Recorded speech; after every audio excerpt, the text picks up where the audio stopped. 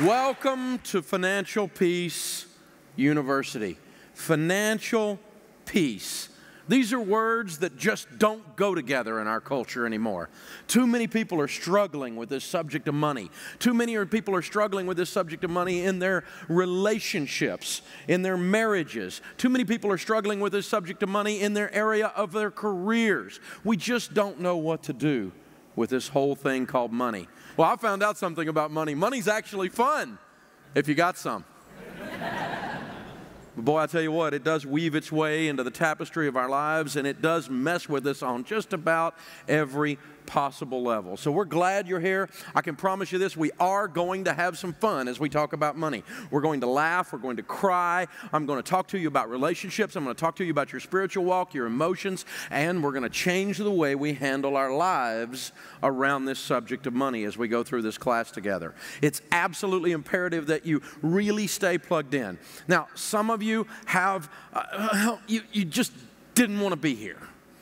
You were drug here against your will. I know that because I was out in the parking lot and I saw several sets of heel prints on the way in. Some of you, Dave Ramsey, the name has become a cuss word in your house. Some of you, one lady, I was doing a book signing a while back and she said, you know, I don't even know you and I don't like you.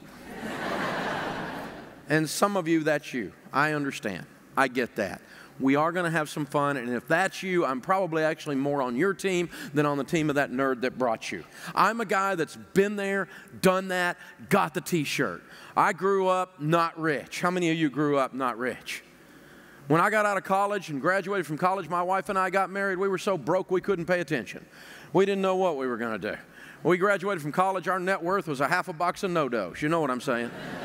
And we got married and started off our lives broke. How many of you, when you started off basically broke? You know what I'm talking about? We ain't got money, honey, but we got love. And it's a good thing, too, because we ain't got no money. Well, that's how we started out. And I started buying and selling real estate, and I got rich, at least by a kid from Antioch, Tennessee standards. I ended up with about $4 million worth of real estate, starting from nothing by the time I was 26 years old. However, I had done some dumb things. Nothing immoral, nothing illegal or anything like that. I didn't steal from anybody. I didn't lie to anybody. I was just stupid. I borrowed too much money. And our largest bank got sold to another bank. And then word got out on the street that Dave was in trouble, and another bank got sold to another bank. And they started calling our notes. And we spent the next 2.5 years of our life losing everything we owned. We were sued. We were foreclosed on. And finally, with a brand new baby, a toddler, and a marriage hanging on by a thread, we were bankrupt. I was a 28-year-old young dad, young husband, scared out of my mind. I didn't know what to do. I remember standing with that shower so hot in my face that I could just barely stand there, and I would just stand there and cry, because I didn't know what to do. I didn't have any steps. No one talked about this stuff much. And then I started slowly discovering that the Bible had some things to say about money. I started reading a man named Larry Burkett, and then I started reading another guy named Ron Blue, met another man named Howard Dayton, and these men had been teaching biblical finance throughout North America, and I started learning from them and started applying those principles in our lives because we were so beat up we didn't know what to do. And see, I had all these letters and licenses after my name that says I'm supposed to know something about money. I've got a finance degree, and there I sat broke. Apparently something was wrong with my plan, and I needed a new one. You see, I do everything backwards. Most people meet God at the bottom.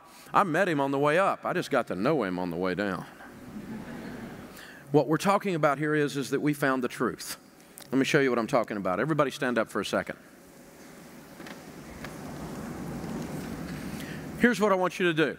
I want, first, understand that I can see all of you and I will mess with you if you don't play my games. What I want you to do is I want everyone in here to close your eyes. Thank you. Okay, now, here's what I want you to do. With your eyes closed, even if you don't know the answer, it's okay to be wrong. It's just not okay to not play. You got to play. So even if you don't know the answer, you got to guess. I want you to point north. Keep your eyes closed and point north. Now stick with your plan, stick with your feeling. Open your eyes and look around. Someone is lost. According to my compass, north is right through here.